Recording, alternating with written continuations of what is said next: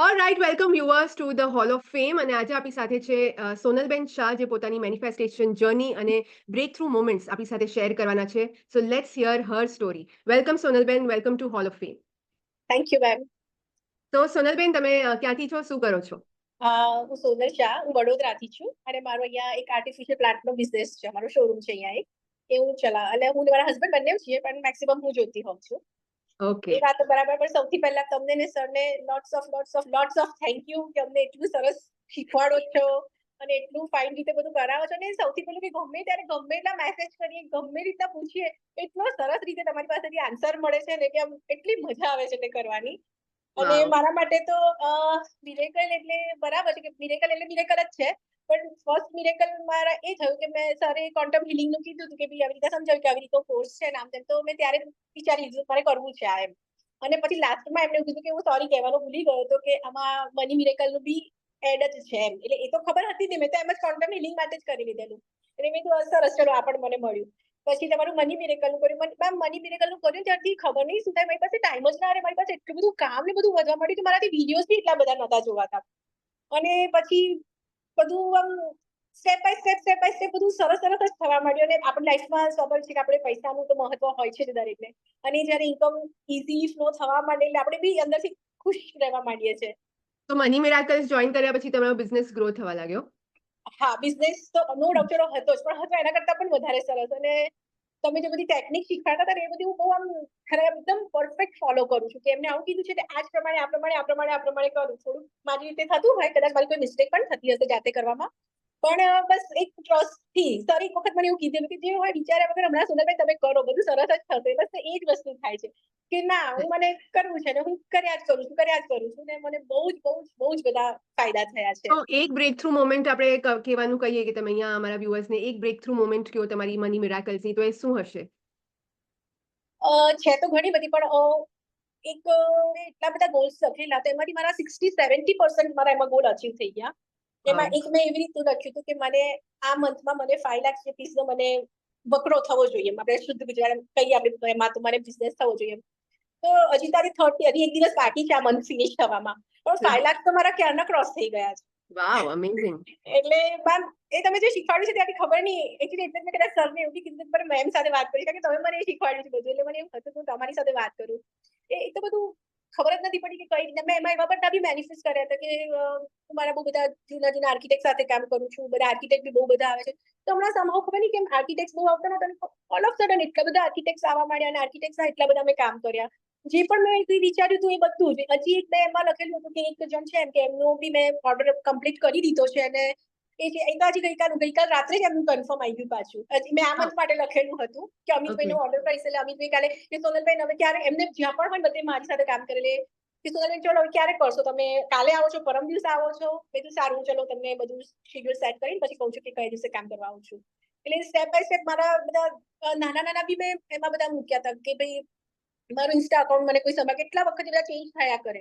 અને આ મગજમાં ક્યારનું રમ્યા કરતું હતું કે મારે કોઈક ઇન્સ્ટા એકાઉન્ટ સંભાળી શકે ને એવું લેવું છે, કોઈ શોધવું છે. પણ કેટલા વખત થાય કે આ વખતે ગોલમાં લખ્યું ને ખબર નહીં બેઠી મેં ગૂગલ સર્ચ કર્યું, વડોદરાના બેસ્ટ કાઢે, એકને કર્યો એને ના પડે, સેકન્ડને કર્યો ઉપાડ્યો, બોલાય અને મારું તરત સ્ટાર્ટ બી થઈ ગયું છે. કેટલી બધી પોસ્ટ થવા માંડી, બધું થવા માંડ્યું, રીલ કરવા માંડે, એનું કઈ નહીં. એટલે આમ નાનું કામ છે આમ, પણ મારા માટે બહુ મોટું કામ હતું કે આ વસ્તુ બી મારે કરવાની છે. ખબર નહીં બધું ફટાફટ જ થવા તો માંડ્યું છે. this shows it's a sign કે તમે મેનિફેસ્ટ તો કરો છો, પણ you are manifesting with a higher energy અને ફ્રીક્વન્સી. તમારું માઇન્ડસેટ પણ કાફી પોઝિટિવ છે, તો જ એટલા ક્વિક રિઝલ્ટ્સ આવે. રાઈટ? સો તમે બધું ફોલો કરો છો, ઇમ્પ્લિમેન્ટ કરો છો, વાત બરાબર, પણ તમારી એનર્જી ફ્રીક્વન્સી પણ કાફી હાઈ છે અને એટલા માટે જ તમને રિઝલ્ટ આફ્ટર રિઝલ્ટ મળે છે. So congratulations on that. Thank you ma'am, thank you. મને રાઈટ. છે ને એ ટેકનિક પણ મને બહુ જ ગમે છે. એના પર બી મને બહુ ટ્રસ્ટ છે. એમાં પણ મને 3 બ્રેક થ્રુ મળ્યા કે ઓકે. મેં મારી ડોટરનું પીઆર જ્યારે મેં કદાચ પહેલા પણ કીધેલું હશે એ પીઆરનું, અમારા સુપર વિઝાનું હા. એ આવે એ બધું જ મેં લખેલું હતું. અને બધું જ મારું એટલું ફાઇન રીતે થઈ ગયું ને. તમે કદાચ 5 years પછી તમારી ડોટરને મળ્યા હતા, યસ, રાઈટ? હા, 5 યા. વર્ષ બહુ જ લાંબો યા. ટાઈમ થતો એટલે અમારા બધા માટે. અને સમાવ હમ. અમારા વિઝા જ ના મળે, વિઝા રિજેક્ટ જ થયા કરે. અને આ વખતે થયું તો સીધા સુપર વિઝા થઈ ગયા, એ આવી પણ ગઈ, એનું પીઆર થઈ ગયું. બધું જ એટલું બધું સરસ રીતે બધું થઈ ગયું છે ને કામ હવે મારું. વાવ. પછી વાવ. અમારે જોતા છે ને મેમ થોડા દિવસે બહુ લેટ મેં જોયું, ટાઈમ જ કહું છું ને, એમાં કામ એટલું બધું મારા શોરૂમ પર મને રહે ને, મારા વિડીયો જોવાના બી મને એટલા બધા ટાઈમ નથી રહેતો. તો હમણાં થોડાક દિવસ પહેલા જ મેં હજી તમારો મની મિરેકલમાં ધનતેરસ વાળો વિડીયો છે એ મેં હમણાં જ જોયો અને એમાં તમે જે પેલું મનીને તમારા ફ્રેન્ડ દોસ્ત માનીને જે તમે કરાયું છે એ મને યસ એટલો બધો ગમી ગયો છે, એટલો બધો હું અત્યારે બોલું છું તો મને ગૂઝબમ્સ એટલો સરસ તમે એ કરાયો છે. તો એ તો હું હવે એવરી ડે મારું બોલું છું, એવરી ડે મારી એમાં એ છે કે એ ફ્રેન્ડનું તો મને જોઈએ જ. એટલે રાઈટ. બહુ જ બધું છે મારી પાસે. તો આ મની મિરેકલના બહુ જ બ્રેક થ્રુ છે, બહુ જ છે બધા. Amazing amazing. અને તમે આ કમ્યુનિટી MDM કમ્યુનિટી ક્યારે જોઈન કરી હતી? માર્ચમાં. માર્ચમાં. ઓકે, સો કાફી શોર્ટ ટાઈમમાં તમે આ બધું અચીવ કર્યું છે, તમારા ગોલ્સ મેનિફેસ્ટ કર્યા છે. હા that is amazing, right? So MDM ના પણ તમે વિડીયો જોયા છે બધા? હા એમડીએમ બધા વિડીયો જોઈ ગયા મારે એ બધું, અને એ બધું બી મને બહુ જ કામ લાગ્યું છે. અને ઓકે. ખરેખર એકચ્યુઅલી કેવું હોય, આપણે હું બિઝનેસ કરી જાણું એ બધું પણ અકાઉન્ટમાં કોઈ દિવસ પડતી નથી ને, કારણ કે પછી મને એવું લાગે કે મારા પર એટલો બધો લોડ આવે છે ને કે આ બી સંભાળો. એટલે હું અકાઉન્ટમાં પહેલેથી જો પડતી નહોતી કે આઈને ઓકે આ છે જે હોય. પછી મારા હસબન્ડ એ લોકો જોતા, પણ હમણાં સરે પેલા એમાં બધું સમજાવ્યું હતું ક્વોન્ટમમાં ને એમાં જ હતું કે તમે આ રીતનું તમારું પૈસાનું વિડીયોમાં કે આ રીતના 4 પિલર્સ છે, તમે આ કરો. તો પછી હવે મેં બી એવી રીતના નક્કી કર્યું કે યાર આટલું બધું સરસ સમજાવે છે, મારે થોડુંક આમાં જવું જોઈએ. અને પછી મેં મારા હસબન્ડને વાત કરી કે મને આલે, મેં એ રીતના થોડું મારું બચાવવાનું મારું અલગ રીતે ચાલુ કર્યું કે ના, અમારે સર એવું કીધું તમે 100 રૂપીસ એક વખત મૂકશો અત્યારે તમને નહીં લાગે કે એવરી ડે ના, પણ જ્યારે તમે 12 મહિના પછી જોશો તો હવે મેં એ પણ વસ્તુ ચાલુ કરી. એ મારા હસબન્ડે મને થોડું જુદી રીતે કરાવ્યું છે, તો એ રીતે મેં ચાલુ કર્યું. મેં બીજું એક વસ્તુ મેનિફેસ્ટ કરી હતી કે મારું અકાઉન્ટ મેં અલગ કરાવ્યું એક હતું, તો એમાં મારી પાસે 10,000 15,000 જેવા જ એમાં પડ્યા હોય કે આમ ક્યાંય બી જીપે કરું, કંઈ પણ કરવું હોય તો મારે એમાંથી થઈ જાય એમ. પછી મેં એક મેનિફેસ્ટ કર્યું કે મારે હવે આ અકાઉન્ટમાં મારે મારી એ વધારે છે. તો મેં મારા હસબન્ડ થોડું શેર બજારનું એનું બી કરે છે, તો મેં એને આમ થોડું એવું થાય કે એને બહુ જ મહેનત કરી છે, એનું બધા ક્લાસીસ કર્યા, એને બહુ જ મહેનત કરે છે, નો ડાઉટ. અને હવે એના ફળ બી મળે છે એમ. તો મેં એવી રીતે નથી વિચાર્યું હતું આ મંથમાં કે મને આ મંથમાં 25,000 રાકેશ એના શેર બજારમાંથી કમાઈ મારા અકાઉન્ટમાં મૂકી આપશે મને.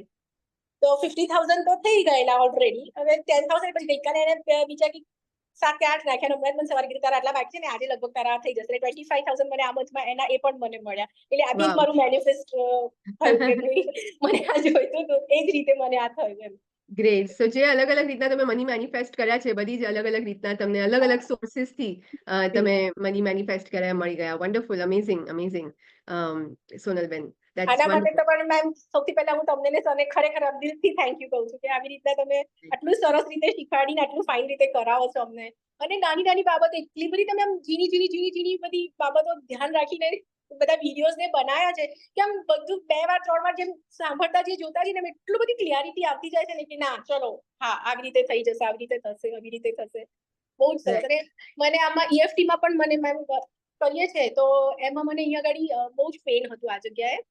તો મને લગભગ વર્ષ ઉપરથી હું યોગાનું કરું તો બધું મારે છોડી દેવું પડ્યું, કારણ કે મારાથી અહીંયા વજન ના લેવાય, મારાથી મારા વાળ ના ઉડાય, કપડાં પહેરવામાં મને તકલીફ પડે કે અહીંયા જે રોટલી ના વળી શકું, લોટ ના, એટલી બધી તકલીફ. કેટલા બધા ડોક્ટરને મેં બતાવ્યું. પછી છેલ્લે કે સર્જરી કરવી પડશે, સોનોગ્રાફી કરાવડાવી, આર્થરાઇટિસના ડોક્ટરને બતાવ્યું, બધું જ કર્યું. પછી કે એક નાનો આટલો ચીરો મૂકવો પડશે, બહુ જ નાનું, પણ એમ કે સેજ કરવું પડશે અને પછી તારે થઈ જશે, વાંધો નહીં આવે. પછી ડોક્ટરે બી મને એવું કીધેલું કે તો તું થોડીક રાહ જો ને, કદાચ એમ કે થઈ જાય તો, નહીંતર પછી છેલ્લે આ થશે. તો મેં કીધું સારું. અને પછી આ EFT તો મેમ આજે મને ખબર જ નથી કે એમાં દુખાવો હતો એવું મને ખબર જ નથી. હવે કેવું રેરલી કે એકદમ આમ બહુ જ વજન ઉચકવામાં જાય અથવા તો એકદમ કોઈક અલગ પોઝિશનમાં હાથ આવી ગયો હોય તો જ કોક વાર મને દુખે, બાકી મને અહીંયા બિલકુલ જ દુખતું નથી. મેં કોન્સ્ટન્ટ EFT આના માટે મેં કરેલું અને અમેઝિંગ. મને દુખાવો બિલકુલ જ નથી, બિલકુલ જ. વાવ. સરસ. આ સો વન્ડરફુલ, ધેટ્સ ગ્રેટ. સો હું પૂછું તમને કે 6-8 મહિના પહેલાના જે સોનલબેન હતા અને અત્યારના જે સોનલબેન છે એમાં શું ફરક છે? તો તમે કઈ રીતના એને સંક્ષિપ્તમાં કહેશો? મેમ છે ને હું કેવી હતી કે કંઈ પણ હોય તો હું તરત એમાં ખોટું બહુ વિચારું કે સાલું આવું થશે, યાર મારી સાથે આવું થશે તો આવું, અને વધારે પડતું બહુ જ વિચારતી હતી. એ હવે મારું જતું રહ્યું છે કે ઓકે, દરેક ઓવર વસ્તુમાં થિંકિંગ જતું રહ્યું છે. હા પોઝિટિવ ઓવરથિંકિંગ હશે, હવે થયા કરે, હશે, થઈ જશે. એ વસ્તુમાં મને એવું લાગે છે કે મારામાં ઘણો ચેન્જ આવ્યો છે, ઘણો જ ચેન્જ આવ્યો. અને જે સરે શીખવાડ્યું છે કેન્સલ એટલે મને જયારે લાગે ને કે આપણી જાત સાથે આપણે અંદર કેવું કાંદા જેવી બધી ટોક ચાલતી જ હોય છે ઘણી વાર મગજમાં, તો મને બહુ જ એવું સેલ્ફ ચાલતું ટોક. હતું. તો એવું તો એ જે સરે શીખવાડ્યું છે ને ત્યારે એવું આમ ઊંચું કરીને 2-3 વાર બોલવા માંડું, પછી ખબર નહીં એમ માથા બીજા જ વિચારમાં એમાં જતી રહું, પછી ઓકે પતી ગઈ વાત, એ નીકળી ગયું.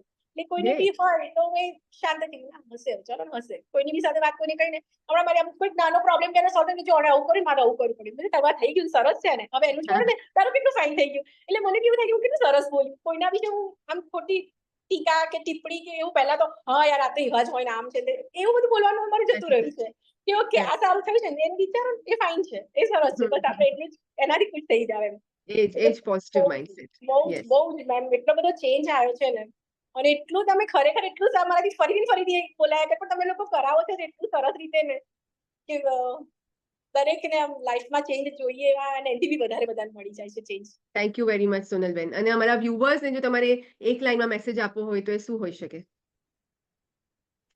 કે બસ જે સરને મેમ કરાવે છે ને એ ધ્યાનથી સાંભળો, જુઓ અને ટ્રસ્ટથી અપ્લાય જ કરો. બસ લાંબુ કઈ વિચાર્યા વગર તમને ફળ મળશે જ એના. ના મળે એવું બનવાનું કોઈ શક્ય જ નથી, એમાં મળે જ.